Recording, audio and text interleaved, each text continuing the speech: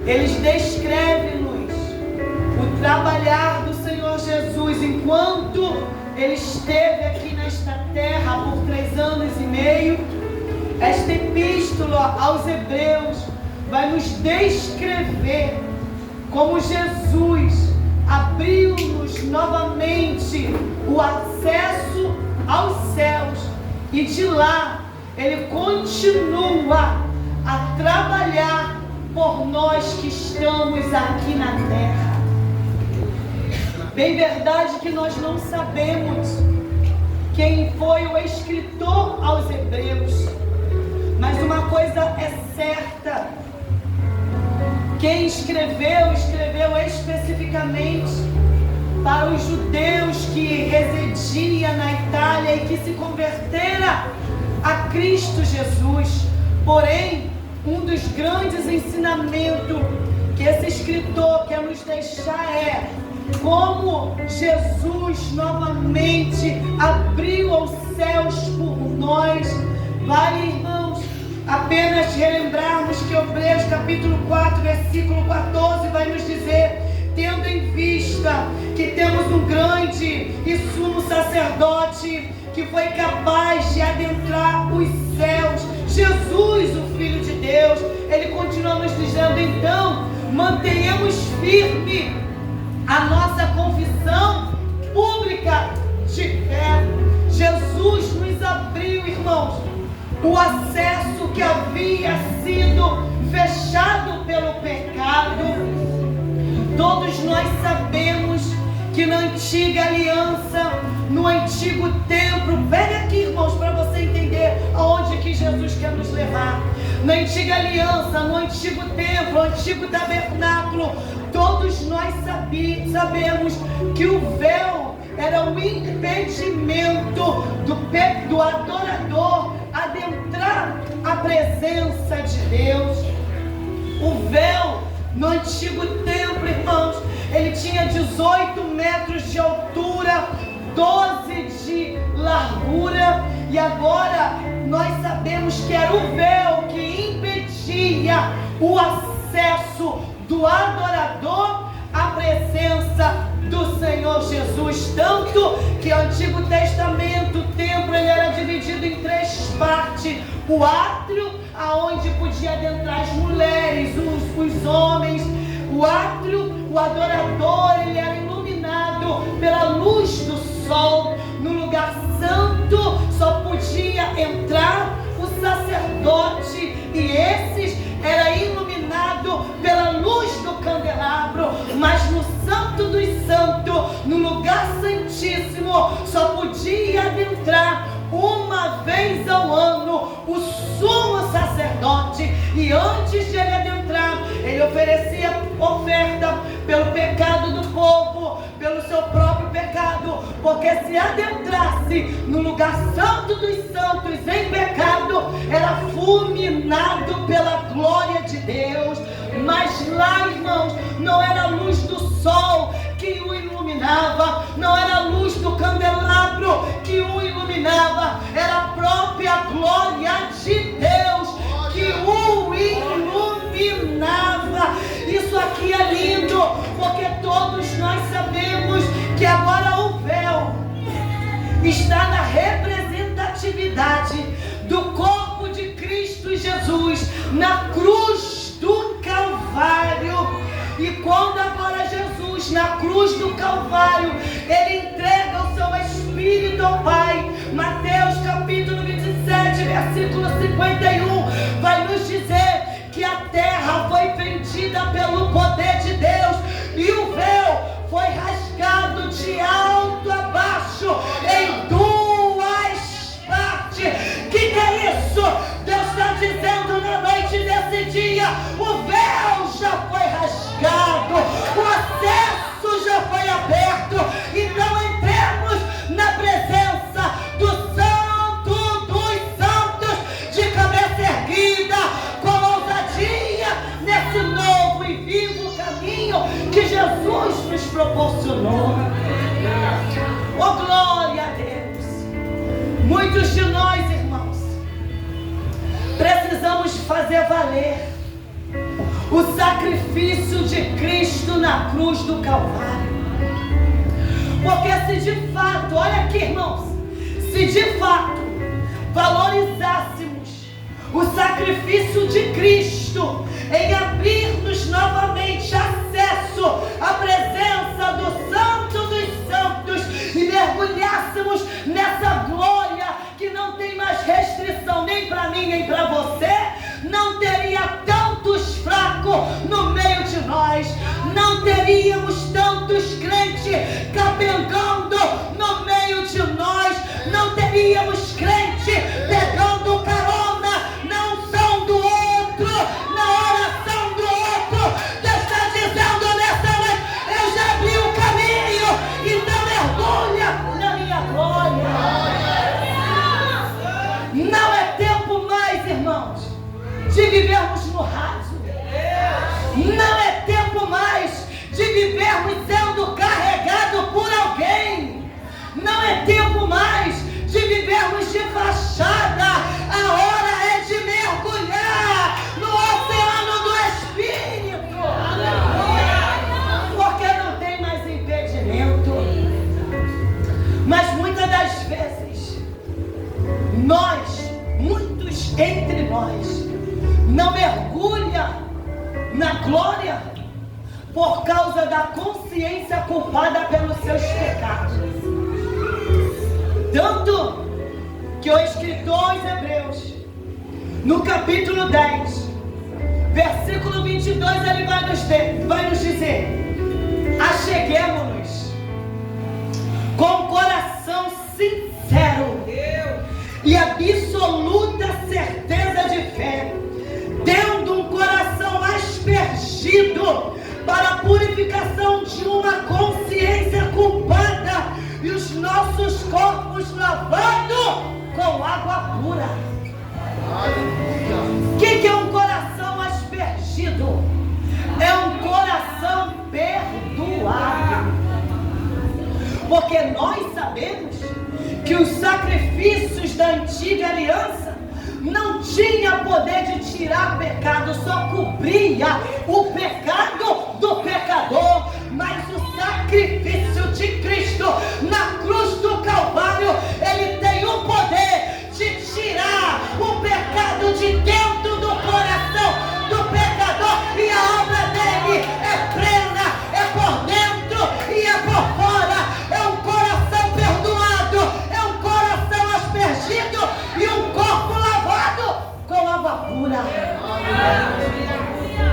E aí, quando a gente entende esse perdão, não por mérito, mas pelo sacrifício de Cristo Jesus por nós, aí sim a gente vai desfrutar do que Paulo vai dizer. Romanos 8, 33 e 34, ele nos diz, olha aqui: quem intentará acusação contra os eleitos do Senhor? Se é Deus que os justifica, quem os condenará? Se é Cristo quem morreu, ressuscitou, está à direita de Deus e mais, intercede por nós. Sabe o que é isso nessa noite, irmão?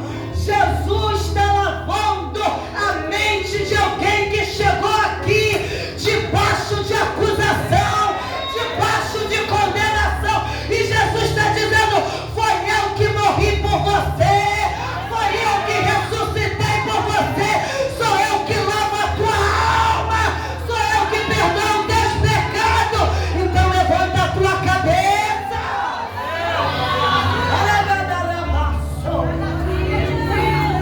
Levanta a tua cabeça.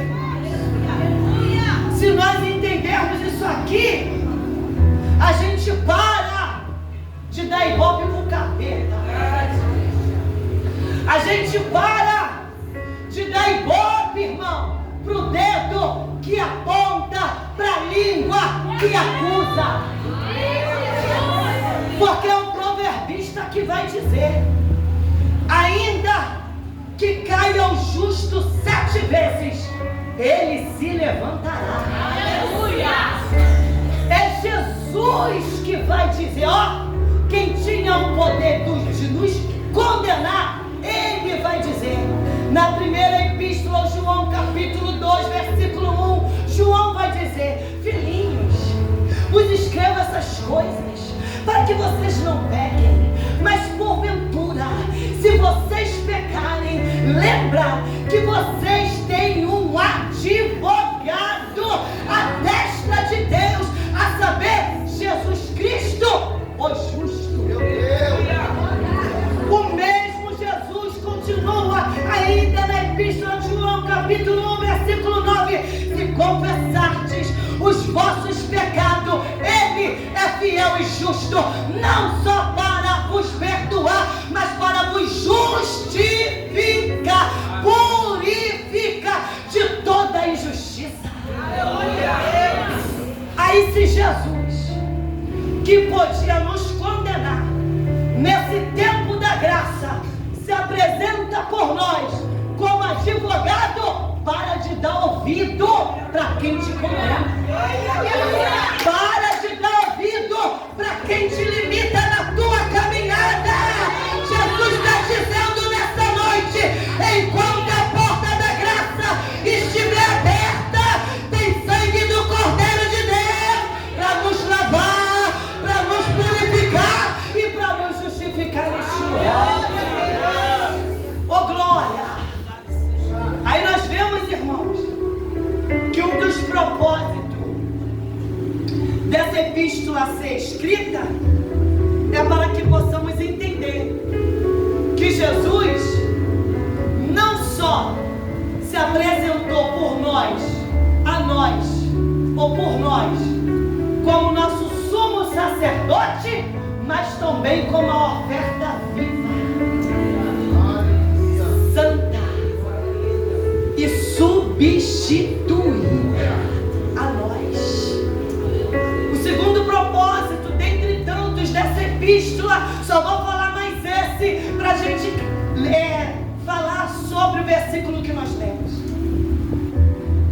O segundo propósito é que os cristãos, eles estavam voltando ou dividindo a sua adoração a anjos.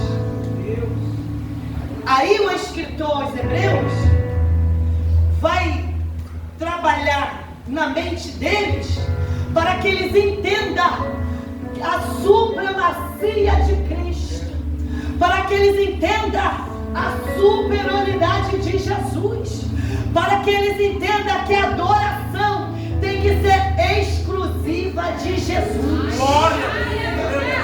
Tanto que no versículo 1, capítulo 1, versículo 1, aos Hebreus, ele vai dizer assim, ó: no passado, Deus falou em várias ocasiões e de muitas formas aos seus antepassados por intermédio de profeta, mas nesses últimos dias, Deus vos fala por intermédio de seu Filho. Aí ele começa a honrar a Cristo Jesus. E ele começa dizendo, no capítulo 1, versículo 5: não foi a anjos que Deus disse: tu és o meu filho, eu hoje te gerei. Não foi a anjos que Deus disse: eu vos serei por pai e tu me serás por filho. Falando de Jesus Cristo. Por quê, irmãos? Porque o escritor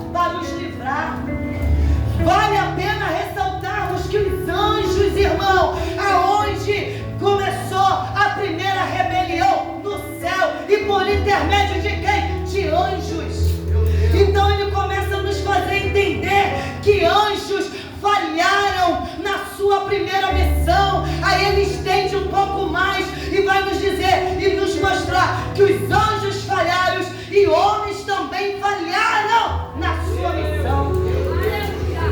Aí ele diz, capítulo 1, versículo 11 e 12, porque homens também não são dignos da adoração. Aí ele vai dizer, porque homens perecem, homem morre, mas Jesus permanece para sempre. Aí ele vai dizer, porque homens não, porque homens envelhecem como roupa, como manto enrolado, como roupas são trocados, mas de Jesus permanece para sempre.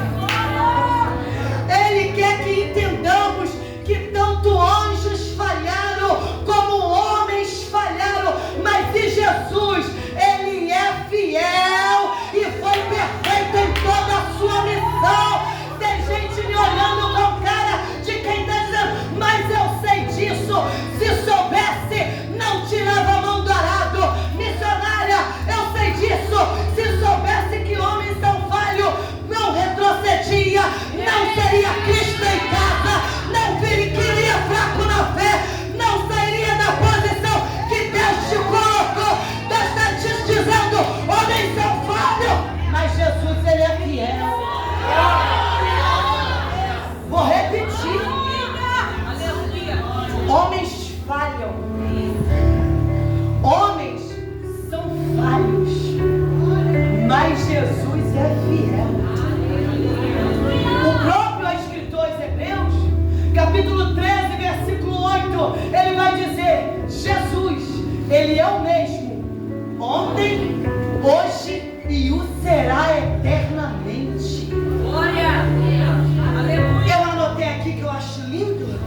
O Salmo 90, versículo 12, o salmista está dizendo, Senhor, Tu tens sido o nosso refúgio, de geração a geração.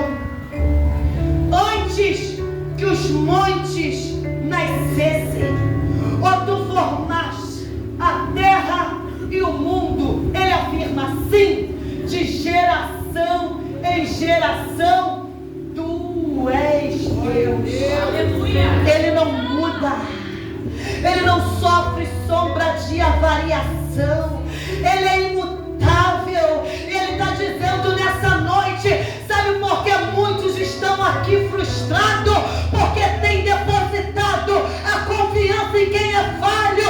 Jesus está dizendo, eu já te abri um caminho, você já tem um acesso, nele você pode se lançar, nele você pode confiar.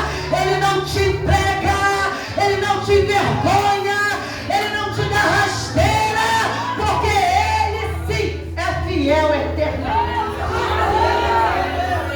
Ele é fiel.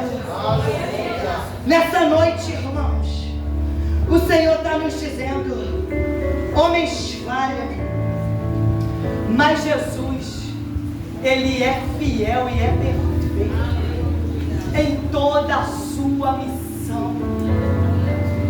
Veja que o que está acontecendo com os cristãos é que por conta das perseguições, por conta das tribulações que eles estavam passando nos seus dias, eles começaram, irmãos, deixar de congregar.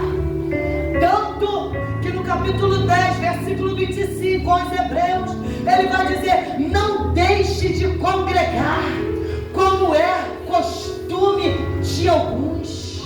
Por conta das lutas, estavam tirando o pezinho da congregação. Deixa eu te dizer, irmão, a chapa está quente, o negócio está estreito, mas não existe Cristo em casa, não existe membro fora do corpo. Jesus está dizendo, eu preparei essa festa para arrebanhar a ovelha que está fora do aprisco. Eu preparei essa noite para te dizer, o corpo está esperando o membro que está fora. Hoje é dia de você voltar para o lugar que você nunca deveria ter saído. Não adianta, irmão. É aqui que a gente tem que aprender a se amar. Glória! tem que aprender a se perdoar. Aqui não tem esse negócio, não vou com a cara dela, meu espírito não bate com o espírito dela.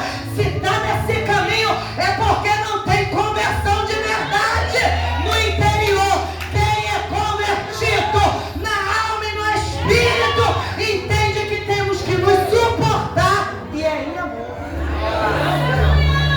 Não tem jeito. O que acontece é que tem muita gente de fachada.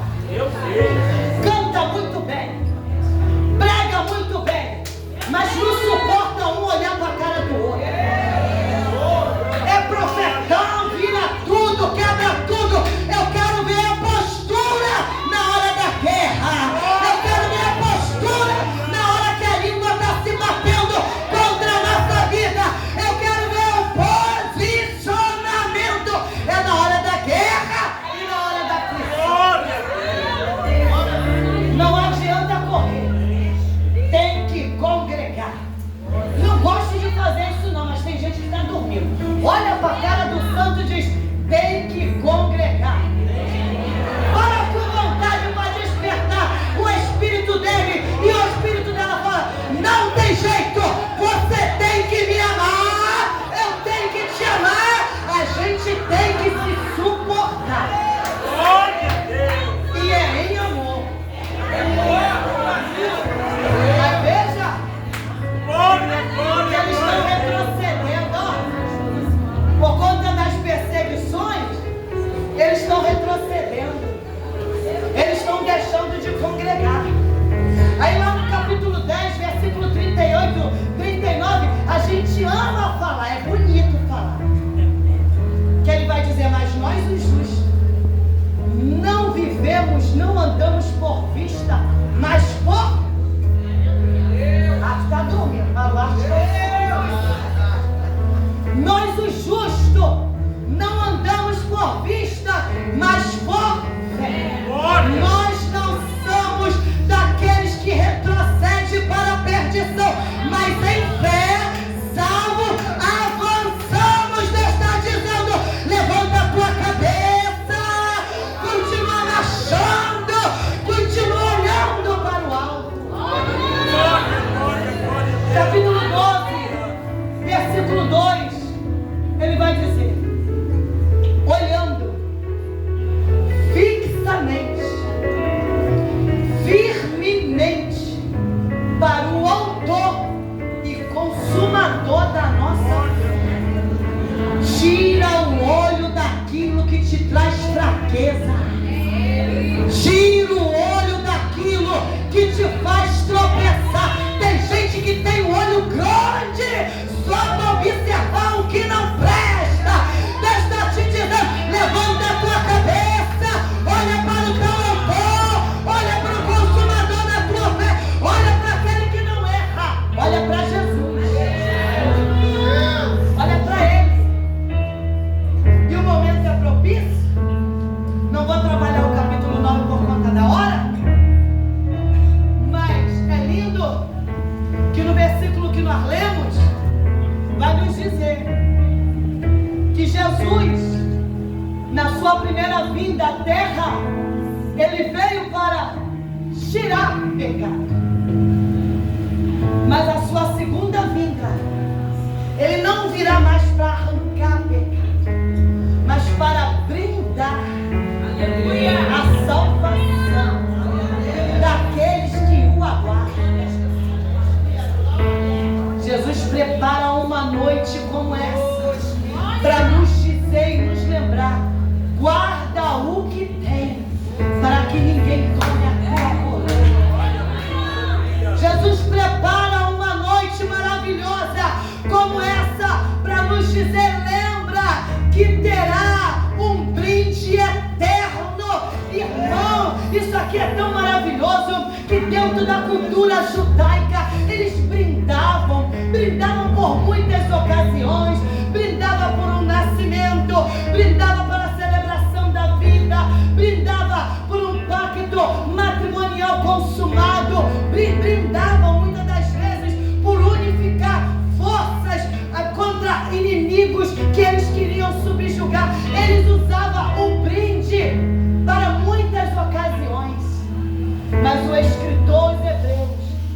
nos lembrando de um brinde, de uma celebração eterna. Está nos lembrando da salvação eterna. Eu vou te perguntar, se Jesus pedir a tua alma hoje, para quem ela está reservada? Para quem será? Porque não adianta a gente fazer vista grossa para o que está acontecendo. Mais do que as tuas mãos na obra, mais do que os teus dons, mais do que a tua habilidade, Jesus está preocupado com a tua alma. Jesus quer saber de você hoje. Tu está dentro ou você está fora do pacote da salvação? Vai ter uma festa, irmão. E deixa eu te dizer, quando a gente entende que Jesus ele voltará, irmão, isso nos dá um gás, isso nos dá uma força, que a gente sabe que tudo isso nessa terra vai passar. Ei, trabalha, procure as melhores profissões. Não, irmão, enquanto a gente estiver aqui nessa terra, a gente não pode se anular. Mas deixa eu te dizer, esse não é o propósito maior que nós estamos aqui nessa terra. Eu vou te lembrar rapidamente, essa terra, ela está reservada para o fogo da ira de Deus, assim como ela foi lavada pelas águas diluvianas. Essa terra passará pelo fogo, e Jesus está dizendo, você foi destinado na hora para a perdição, na hora para a grande tribulação, mas é para o descanso eterno, é para o gozo eterno, é para a salvação eterna da sua alma.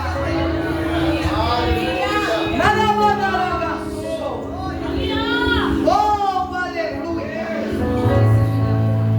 É lindo, irmãos, porque quando Daniel ele tem aquela visão apocalíptica, no finalzinho do livro de Daniel, capítulo 12, versículo 13, Daniel está querendo entender do anjo acerca daquelas revelações, e o anjo vai bradar e vai dizer para Daniel, Daniel, tu porém só segue o teu caminho até o fim. Eis que você vai descansar, ou seja, você vai partir. Você descansará, mas no fim dos tempos te levantarás para receber a tua herança perpétua. Acerca dessa verdade, irmãos, do brinde eterno, da salvação que nós cremos que obteremos, porque olha aqui rapidamente, para me encerrar por conta da hora, esse negócio de uma vez salvo, salvo para sempre, é mentira dos poucos. É mentira, irmão. A Bíblia fala, Mateus 24:13, aquele que perseverar até o fim, esse será salvo. O próprio Jesus falando na igreja de Sardes, só rapidamente para lembrarmos, Sardes tinha 3 tipos de pessoas. A primeira, a que falava que estava viva, mas de fato estava morta, estava de fingimento. Aqueles que estavam prestes para morrer, mas também em Sardes tinha aqueles que não contaminaram as suas vestes. Aí a estes, Jesus vai dizer, ao que vencer, andarão comigo de vestes brancas, de modo nenhum apagarei o seu nome do livro da vida, pelo contrário, o confessarei diante de meu Pai e diante dos anjos. Quando a gente entende isso, a gente não se preocupa com os outdoor, a gente não se preocupa com a fama. Eu quero, é o meu nome escrito, é no livro da vida, é a eternidade. Jesus está dizendo, será que terra do avivamento se alegra quando fala de salvação? Porque Jesus quer almas. Jesus quer alma. Para encerrar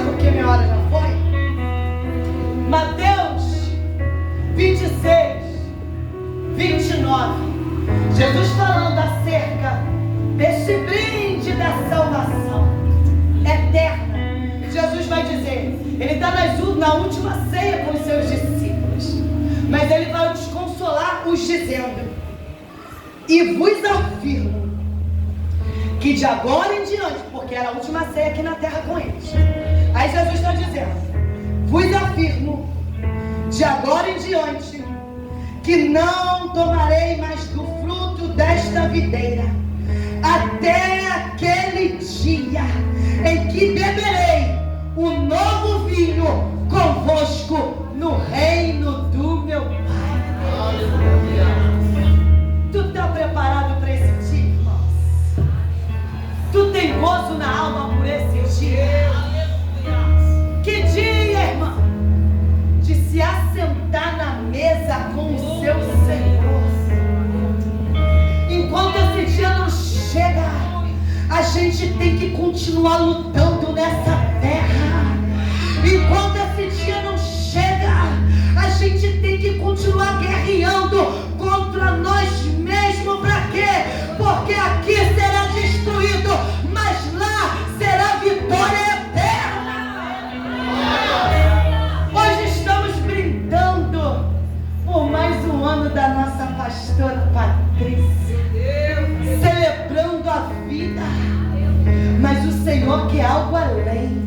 O Senhor quer a tua vida eterna.